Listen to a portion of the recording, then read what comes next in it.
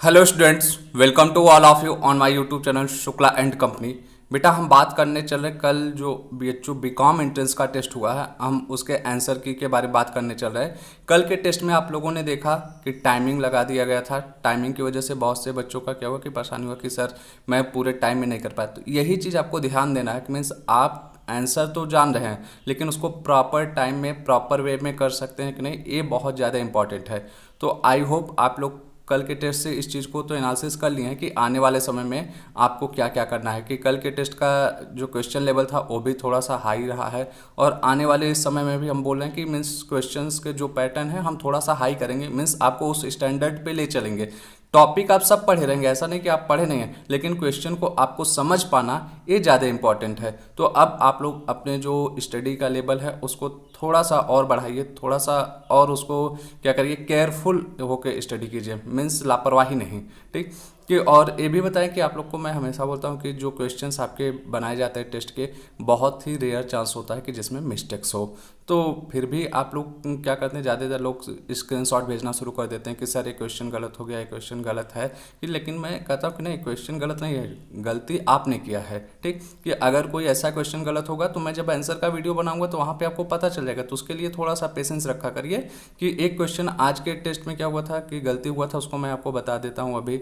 ठीक है, लेकिन बाकी जितने भी रहे हैं वो सब के सब सही थे, सिर्फ और सिर्फ अगर गलती हुई है वो आपकी तरफ से हुई। तो आइए हम देखते हैं आंसर पे कि पहला क्वेश्चन आपका था अंडर मिनिमम रिजर्व। यहाँ देखिए रिजल्ट हो गया, under minimum reserve system how much reserve made. ठीक है, मीन्स यहाँ पे जो आपका था, तो अगर आप देखें कि सारे ऑप्शन जो आपको मिले हैं उसमें 150 करोड़ की बात की गई है और एक में आपका 85 करोड़ भी आ गया ऑप्शन नंबर ए में। तो आपको 85 करोड़ देख के तुरंत ने क्या किया कि ऑप्शन नंबर ए पे टिक कर दिया आपने, लेकिन ये भूल गए कि जो मिनिमम रिजर्व की बात हुई है 115 मीन्स 115 करोड़ की वहाँ पे बात था।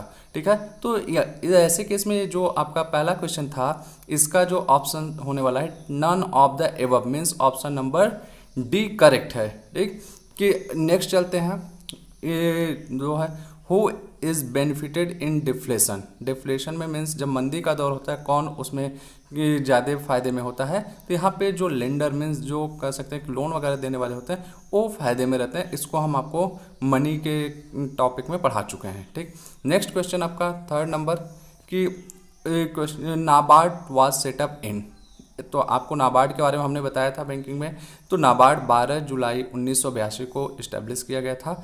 अब हम आपसे नाबार्ड का फुल फॉर्म पूछते हैं, मीन्स आज का पहला क्वेश्चन जिसको आपको कमेंट बॉक्स में बताना है। और मैं कहूँगा कि जितने लोग वीडियो देख रहे हैं हर कोई कमेंट करे, नहीं तो आप लोग यहीं पे लापरवाही करते हैं, खासतौर से गर्ल्स। मैं हर किसी से रिक्वेस्ट कर रहा हूँ कि आप लोग अगर वीडियो देख रहे हैं, क्वेश्चन देख रहे हैं, तो आप इसका आंसर जरूर किया करिए। ये छोटी छोटी चीज़ें हैं जो आपके नॉलेज को बढ़ाएंगी। हर बार हम यही आपको समझाने की कोशिश करते हैं, लेकिन आप लोग अपने तरफ से हर बार लापरवाही दिखाते हैं। चलते हैं नेक्स्ट क्वेश्चन पे, which of the following is the method of quantitative credit control. तो आरबीआई के द्वारा क्रेडिट कंट्रोल की बात की गई है, तो क्वालिटेटिव एंड क्वांटिटेटिव दोनों हमने आपको बताया था। तो यहाँ पे ये जो option number A CRR, bank rate, open market, सभी क्या हैं आपके क्वांटिटेटिव में आते हैं। मीन्स ऑप्शन नंबर डी आपका all of the above correct है। ठीक, फिर चलते हैं next, which commission recommend the representative paper money. ठीक है, मीन्स रिप्रेजेंटेटिव पेपर मनी किस कमीशन के द्वारा रिप्रेजेंट बोला गया था, वो Hilton Young commission, option number B आपका करेक्ट है। फिर question number 6, money is a good servant but bad master, this statement is given by, option number A Robertson. फिर नेक्स्ट चलते हैं क्वेश्चन नंबर 7। ये क्वेश्चन नंबर 7 में क्या हुआ कि थोड़ा सा टाइपिंग एरर हो गया है, तो इसमें ऑप्शन आपका जो आप लोग लगाए थे करेक्ट हुआ था, बट वो क्या किया है, इनकरेक्ट शो कर दिया है। Oldest form of gold standard is, gold currency standard आपका ऑप्शन नंबर सी है। इसका स्क्रीनशॉट बहुत से बच्चों ने भेजा, तो ठीक है, यहाँ पे हमने बताया रहा है कि आपका इस क्वेश्चन में गलती हुआ, सिर्फ और सिर्फ इसी क्वेश्चन में गलती हुआ है और कोई क्वेश्चन नहीं। अब यहाँ पे एक क्वेश्चन हम आपको और देते हैं कि newest form of gold standard कौन सा है, उसको आपको कमेंट बॉक्स में आंसर करना है। फिर option question number 8, how many months में be maximum gap between two AGM, means दो एनुअल जनरल मीटिंग के बीच में कितना गैप होना चाहिए, तो ऑप्शन नंबर सी 15 मंथ्स। फिर चलते हैं अगले क्वेश्चन पे कि question number 9, for meeting of public company the quorum is, कि कोरम कितना होना चाहिए पब्लिक कंपनी के मीटिंग में, तो ऑप्शन नंबर बी 5। अब यहाँ पे आपका अगला क्वेश्चन है कि प्राइवेट कंपनी के लिए कोरम कितना होना चाहिए, वो आपको कमेंट बॉक्स में बताना है। चलते हैं अगले क्वेश्चन पे। Question number 10, a company which is established by king और क्वीन नोन एज, तो ऑप्शन नंबर सी आपका करेक्ट है। चार्टर्ड कंपनी मीन्स राजा या महारानी के अंदर द्वारा जो कंपनियां इस्टेब्लिश की जाती हैं उनको चार्टर्ड कंपनी बोला जाता है। ठीक, चलते हैं क्वेश्चन नंबर 11 पे। Making road building bridge comes under, means road building और हम बोले पुल वगैरह एक इसके अंदर आते हैं अगर बनाया जाता है, तो एक कंस्ट्रक्टिव इंडस्ट्रीज के अंदर आती हैं, मीन्स कंस्ट्रक्शन वर्क ये सब है तो एक कंस्ट्रक्टिव में आएंगे। तो चलते हैं अगले क्वेश्चन पे। Certificate of incorporation of company issued by, option number D correct होगा, रजिस्ट्रार ऑफ कंपनी के द्वारा इशू किया जाता है। Question number 13, Mitakshara is related to, joint Hindu family business से रिलेटेड है। मितक सारा के साथ एक और कॉन्सेप्ट था, वो कौन सा था इसको भी आपको कमेंट बॉक्स में बताना। मीन्स यहाँ पे हमने दो आपको बताया था, एक मितक सारा है एक दूसरा था, तो दूसरा कौन सा था जो ज्वाइंट हिंदू फैमिली बिजनेस से को रिलेट करता है, उसको आपको क्या करना है कमेंट बॉक्स में बताना है। Question number 14, aids to trade include, means हम जो बोले इसी को एक्सिलरी टू ट्रेड बोला जाता है, तो ये क्या आते हैं बेसिकली हम बोले तो इसमें सर्विसेज से रिलेटेड सारी चीज़ें आती हैं जो बिजनेस के लिए सहायक होती हैं, banking, transportation, warehousing, all of the above, आपका ऑप्शन नंबर डी करेक्ट है।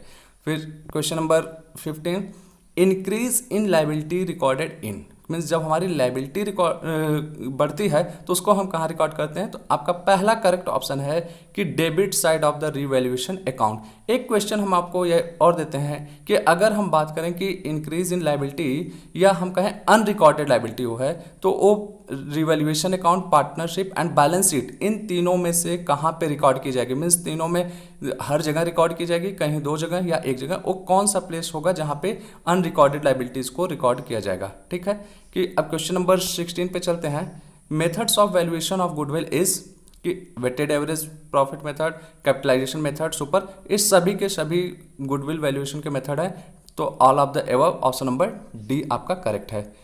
Question number 17, in case drawing is made first day of each quarter then interest on drawing is calculated for, कि कहने का मतलब कि अगर हर quarter के पहले दिन पे हम ड्राइंग कर रहे हैं तो हमारा इंटरेस्ट ऑन ड्राइंग कितने महीने के लिए कैलकुलेट होगा, तो इसका हमने फार्मूला आपको बताया था, drawing means time left after first drawing plus time left after last drawing divided by 2। तो अगर ध्यान दें कि यहाँ पे क्वार्टरली की जब बात होती है तो पूरे साल भर में 4 क्वार्टर होते हैं, हर क्वार्टर 3 मंथ्स के, तो अगर पहली बार किए होंगे तो पहला क्वार्टर मेरा 1 अप्रैल से स्टार्ट हुआ होगा, तो 1 अप्रैल को किए होंगे तो 12 मंथ्स पूरा, फिर जो हमारा लास्ट क्वार्टर होगा वो जनवरी, फरवरी, मार्च, और उसकी स्टार्टिंग पॉइंट रही होगी 1 जनवरी, तो वहाँ पे 3 महीने मीन्स 12 + 3 15 मंथ्स हमारे हुए, उसको डिवाइड करेंगे 2 से तो हमारा आएगा 7.5 मंथ्स। ये आपका ऑप्शन नंबर सी करेक्ट है।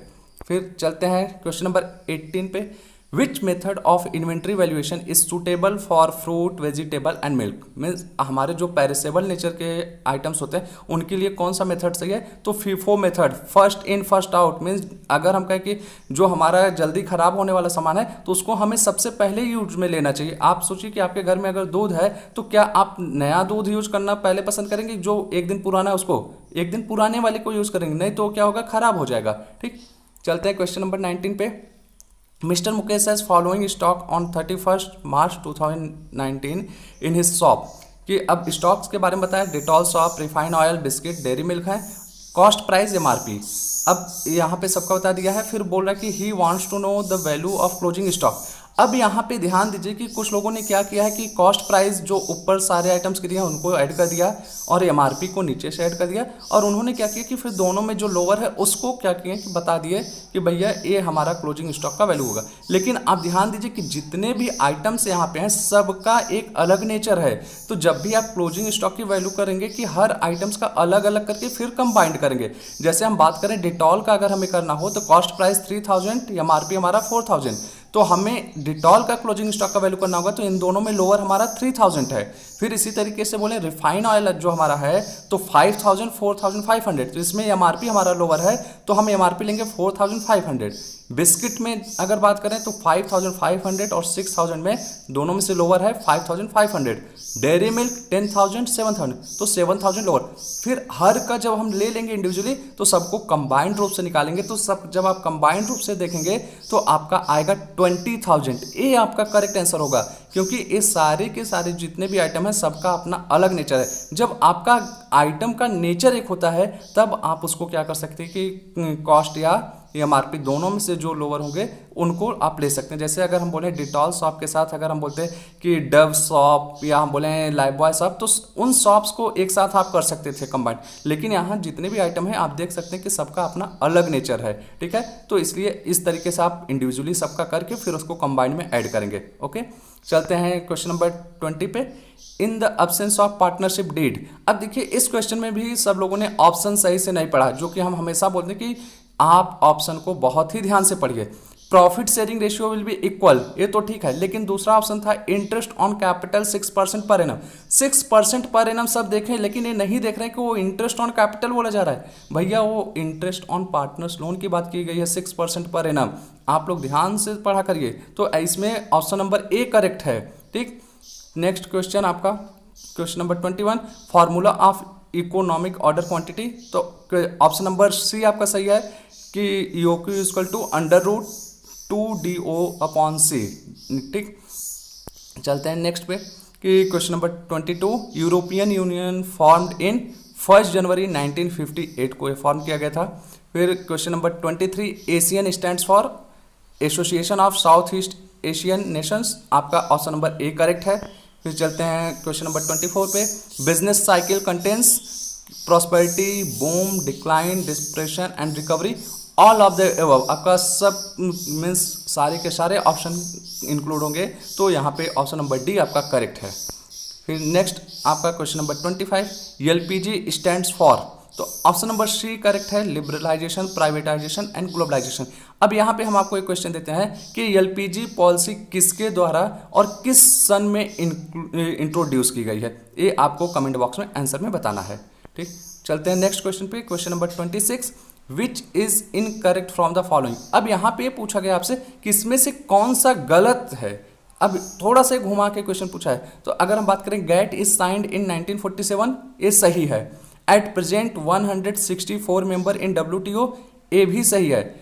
IMF starts its function on 1 मार्च 1947, ये भी सही है। मीन्स ये सब के सब सही हैं, तो यहाँ पे गलत कोई भी नहीं है, तो ऑप्शन नंबर डी आपका करेक्ट होगा, नन ऑफ द एबव। और अगर हम आपसे एक क्वेश्चन और यहाँ पे पूछें, WTO का 163rd मेंबर कौन सा था, मीन्स 163वां मेंबर WTO का कौन बना, उसको आपको कमेंट बॉक्स में बताना है। फिर question number 27, dual economy is related to. तो मीन्स आप इकोनॉमिक पढ़े बताए थे हम आपको, तो कैपिटलिस्ट, फिर सोशलिस्ट एंड मिक्स्ड हमारा ये होता है। तो डुअल का मतलब होता है कि जिसमें दोनों आ रही हैं, capitalist and mixed, sorry capitalist and socialist दोनों इंक्लूड हो रही हैं, तो दैट्स मीन्स ये मिक्स्ड इकोनॉमी की बात कर रहा है, ठीक। ये अब question number 28, if cost price is 80 rupees 40 पैसे, loss is 15%, find out selling price. तो आपका यहाँ पे ऑप्शन नंबर ए करेक्ट होगा, मीन्स 60 रुपीज़ 0.34 पैसे। देखिए हम मैथ के क्वेश्चन के बारे में बता दे रहे हैं कि सर मैथ सर से हम बोल देंगे, वो आपको सॉल्व ही करा देंगे। अभी ऑप्शन आप देख लीजिए, ठीक है।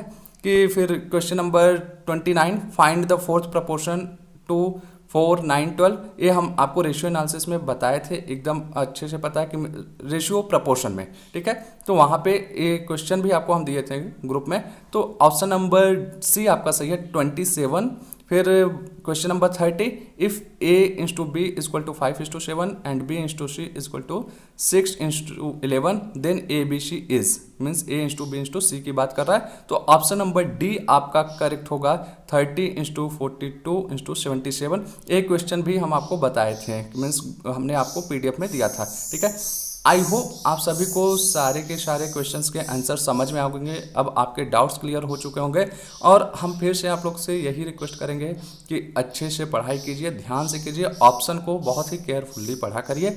और आज के वीडियो में हमने जितना क्वेश्चन पूछा है, आप सभी लोग जितने लोग वीडियो देखते हैं सभी लोग आंसर दीजिएगा। ऐसा नहीं कीजिए कि मीन्स कुछ बच्चे आंसर दें कुछ नहीं, कि हम हर वीडियो में देखते हैं कि मीन्स खासतौर से लड़कियों की हम हमेशा बात करते हैं कि वो आंसर देने में कतराती हैं, और लड़कों में भी बहुत से हैं कि जो आंसर नहीं दे रहे हैं। तो आप लोग ऐसा मत करिए, ये आपके बेनिफिट के लिए किया जा रहा है। जो भी हम काम कर रहे हैं सिर्फ और सिर्फ आपके बेनिफिट के लिए कर रहे हैं, ताकि आपका जो भी पिछला टॉपिक है वो रिकॉल होता रहे, ठीक है। तो इसलिए आप लोग आंसर देने की पूरी कोशिश कीजिए। ओके, मिलते हैं आपसे नेक्स्ट क्लास में, तब तक के लिए गुड लक, थैंक यू।